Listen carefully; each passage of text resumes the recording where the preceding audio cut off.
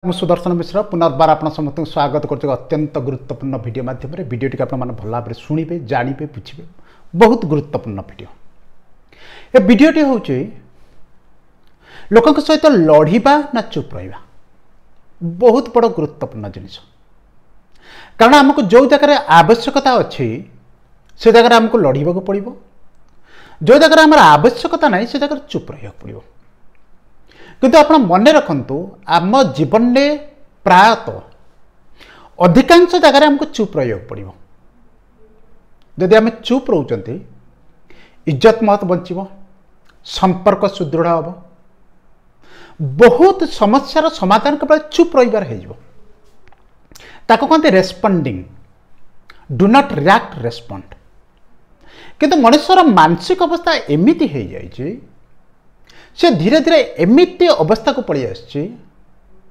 ଲୋକଙ୍କୁ ବ୍ୟବହାର ଦେଖାଇ ଲୋକଙ୍କ ସହିତ ରାଗ ରୁଷ କଥାବାର୍ତ୍ତା କରିବା ଛଳରେ ସେ ଏମିତି ଅବସ୍ଥାକୁ ପଳେଇ ଆସିଛି, ତାକୁ ଆପଣ ଯଦି ପଦେ କହନ୍ତି ସେ ଆପଣ ତିନି ପଦ ଶୁଣାଇବ।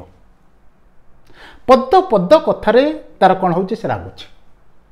ଏହାଦ୍ୱାରା କ'ଣ ହେଉଛି, ତାର ଶାରୀରିକ ନଷ୍ଟ ହେଉଛି, ମାନସିକ ଅବସ୍ଥାର ସମସ୍ୟା ଆସୁଛି ଏବଂ ତାର ଦାମ୍ପତ୍ୟ ଜୀବନ ହେଉ, ସାମାଜିକ ଜୀବନ ହେଉ, ସମ୍ପର୍କ ଜୀବନ ହେଉ, ସିଏ ମଧ୍ୟ କ୍ଷତିଗ୍ରସ୍ତ ହେଉଛି। ତାହେଲେ ଆମେ କ'ଣ କରିବା?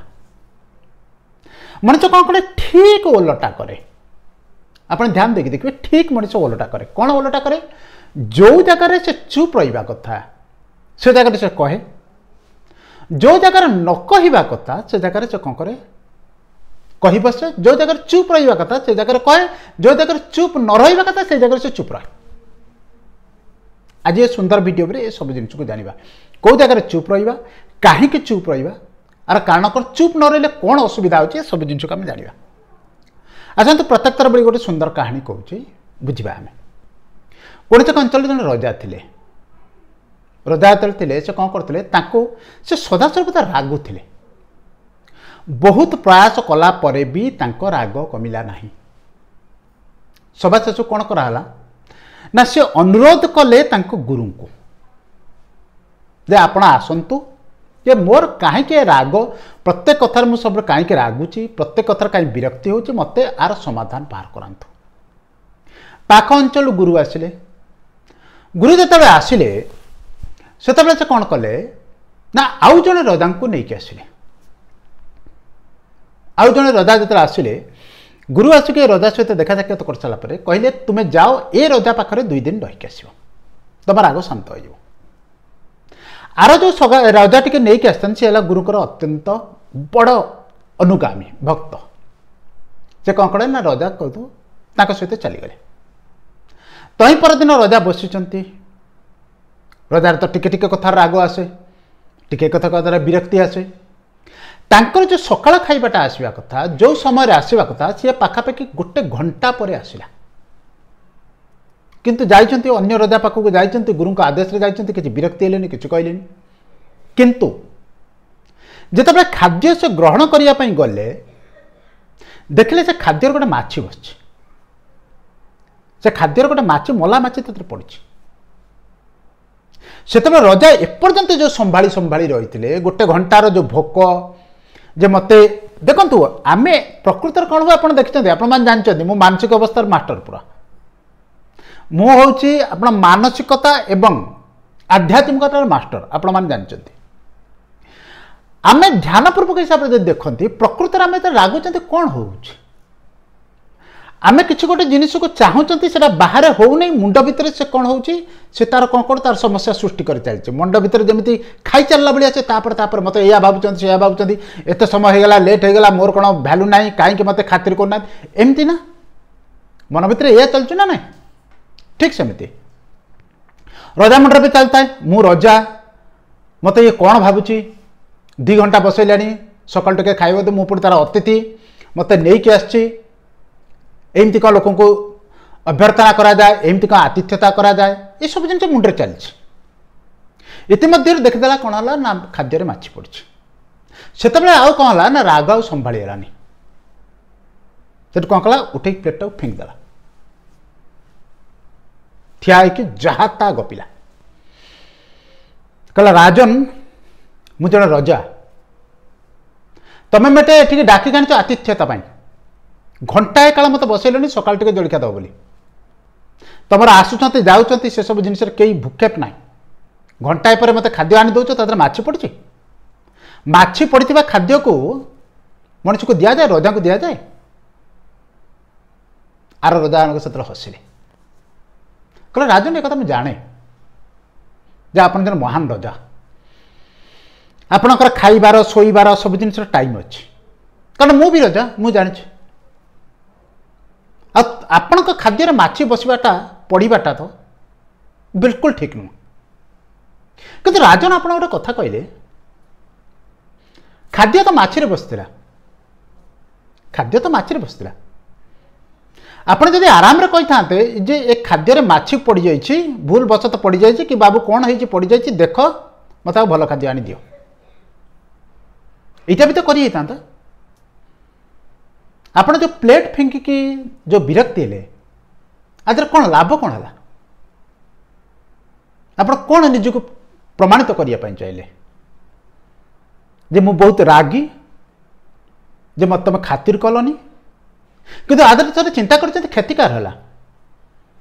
चाकर तो आसो प्लेट उठे नब पुणी आप खाद्य आनी देदेव क्षतिकार है आप भाई कि आम ये जिन करती आमको लगे आम रागी देवा द्वारा आम बाहर लोक शोधी देवा द्वारा तार किसी होगा तार हुए तो किसी न होते पारे प्रथम आमर बहुत किसी होगा कौन है ये सब जिन आज जाना भल भाव में बुझा सदासर्वदा आप मन रखते एक अमूल्य वार्ता अमूल्य ज्ञान जीवन में पहुँचाए ताको जब आप जीवन में लगे 100% आप जीवन परिवर्तन हम शुद्ध ज्ञान आजिकल जुगे शुद्ध ज्ञान मिलवा बहुत मुश्किल बहुत कष्टसाध्य जदि आप लगुच संपूर्ण रूपे जीवन को बदलवा चाहते संपूर्ण 360 डिग्री तेज चैनल को सब्सक्राइब कर मो सहित जोड़ी रुहतु आ जो मैंने मत प्रथम थर शुणुते मो विषय टी जान रखते मुझे सुदर्शन मिश्र जन मोटिवेशनल स्पीकर पर्सनालिटी डेवलपमेंट जन काउंसिलर प्रधानतः मानसिक अवस्था को काउंसिलिंग कराए आर्थिक सामाजिक पारिवारिक सब जिन काउंसिलिंग कराए जन स्पिरिचुआल गुरु एवं जन बिजनेस कोच लोक मान बिजनेस शिखाए बिजनेस कराए आप मो पाखे रही पूर्ण सफल जीवन प्राप्त करेंगे मो सहित जोड़ी रही रजा को द्वितीय रजा ये जिन कहले राजन खाद्य माछी पड़ता खाद्य माछी पड़ता कि तुम एत ज्ञानी लोक खाद्य तो माछी पड़ता मुंड भितर माछी कहीं पकईल आम या कर ना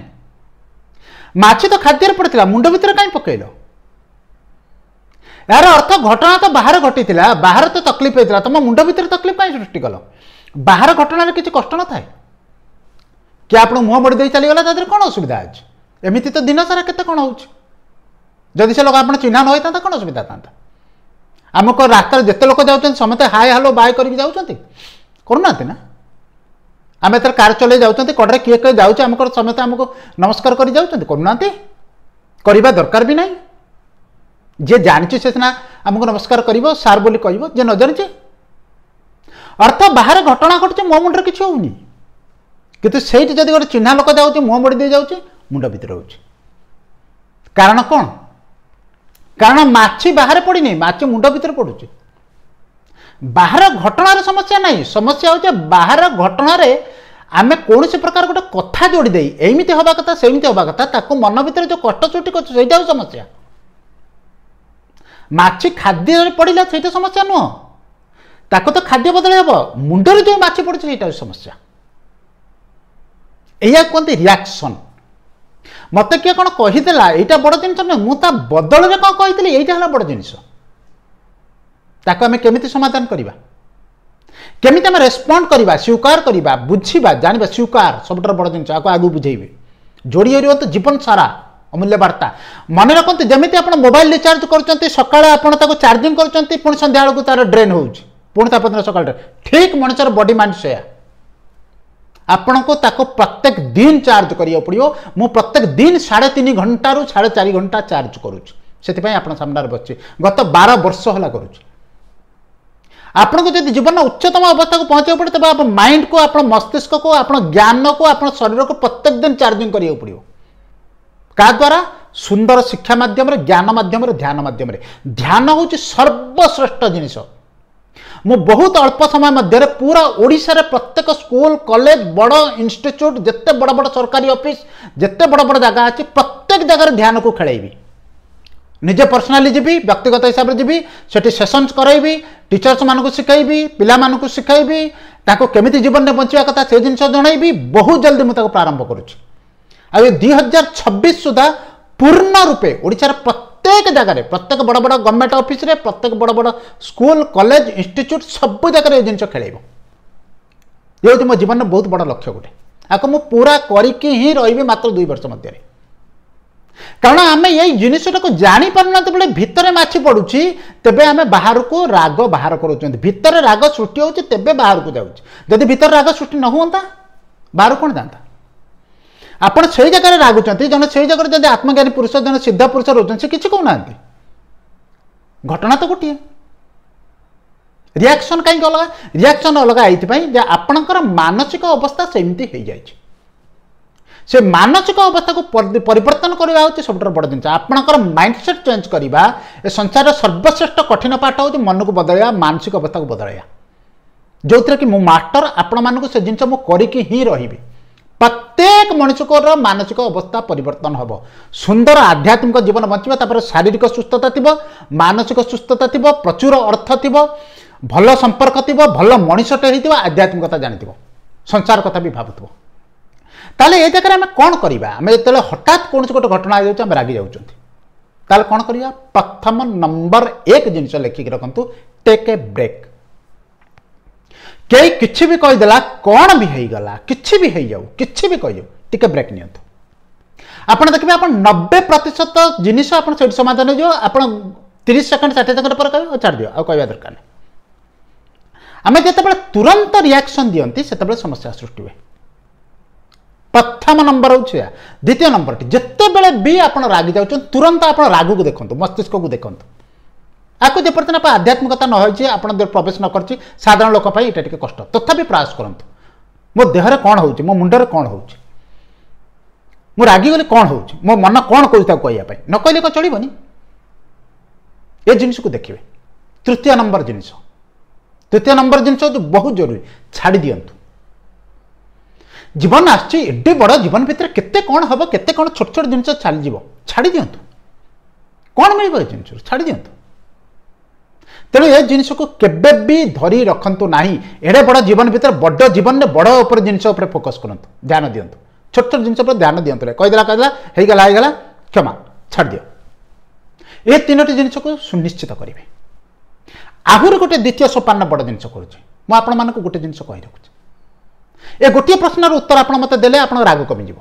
आप रिएक्शन देवे आप रेस्पॉन्ड करेंगे आज पर्यंत रागी की कौन हो कौन मिली किसी आप स्वास्थ्य भल हो जाए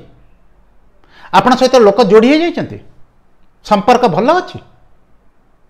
ना आप मानसिक अवस्था खराब है आज प्रत्येक क्षेत्र में रागुंट आप बीपी पेसेंट बीपी आप हार्ट ऊपर प्रेसर पड़लानी केत स्ट्रोक हो कौन हो आज देखो 40 वर्ष 35 वर्ष लोक स्ट्रोक हो जाए ब्रेन स्ट्रोक हो जाए हार्ट स्ट्रोक हो जाए आर प्रधान कारण हूँ राग अर्थ आप परलोक भूल कला आप निजक दंड देले निजर स्ट्रोक होगा निजर बीपी होगा निजे चलीगले संसार किए बुद्धिया कथा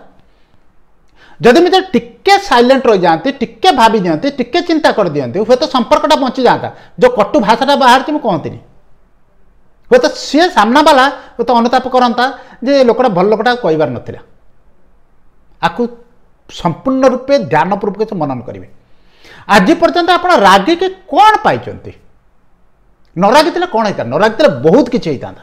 रागी के बहुत किसी नष्ट हो जाए उपाय कौन जो 3टी जिनिस कहली तक करेंगे टिके ब्रेक नेबे निजर मन मस्तिष्क को देखिए तृतीय नंबर छाड़ीदेवे किसी जिन छाड़ बहुत जिन छाड़ा पड़ो संसार में रही मैंने बहुत जिन आपको छाड़ा पड़ो छाड़ दिंतु खुशी रुहतु आ सब जिन प्रैक्टिस सब जिन प्रैक्टिस माइंड कंट्रोल हो प्रैक्टिस ज्ञान भी जाना पड़ो प्रैक्टिस भी करा पड़ो मो दीर्घ 13 वर्ष है या करुच्ची बोली आज आपको शिखाऊँ आध्यात्मिकता 29 वर्ष बेले 30 वर्ष 28 29 वर्ष बेले प्रवेश करते 12 वर्ष है लगातार या दिन 6 घंटा 8 घंटा प्रैक्टिस को 24 घंटा जो आखि बंद हो जाए से अन्य बेले सब मन भर चली था कौन हवा दरकार कौन ना कहीं हवा कथा एमती कहीं गला सेमती आज करी आप बुझे प्रैक्टिस केवल तेणु आप चिंता करूँ प्रत्येक मनुष्य सामान समस्त भर राग अच्छी समस्त भर हिंसा अच्छी समस्त भर दोष समस्त भर अमृत भी अच्छी आपण जिते गुरुवाक्य चलिए अमृत वाक्य चलिए ध्यान ज्ञान मध्यम चलिए आम आपण भर अमृत से बढ़ी चलो विष नष्ट हो चलो जदि आप काम न करती ये जो अमृत धीरे धीरे क्षण हो चलो ये विषर परिणाम धीरे धीरे बढ़ी चलो आ से विष मध्य गोटे विराट विषय हूँ आप राग तुरंत रिएक्शन दवा आशा करछि अत्यंत गुरुत्वपूर्ण वीडियो को आपण माने काम लगेबे बाहर बरंग माछी पड़ू मुंड भितर माछी पकेबेनी आ मुंड भितर जो माछी पड़ी सारी ताको बाहर कराइबे ज्ञान माध्यम ध्यान माध्यम प्रत्येक दिन भितर को सफा करेंगे ये वीडियो यदि भल लगे लाइक करेंगे अन्य सहित शेयर करेंगे जब प्रथम थर मत शुणुते मो जोड़िया चाहते चैनल सब्सक्राइब करेंगे पुनर्बार आप सहित देखा किसी अमूल्य वार्ता माध्यम किसी सुंदर वीडियो माध्यम आज एति धन्यवाद।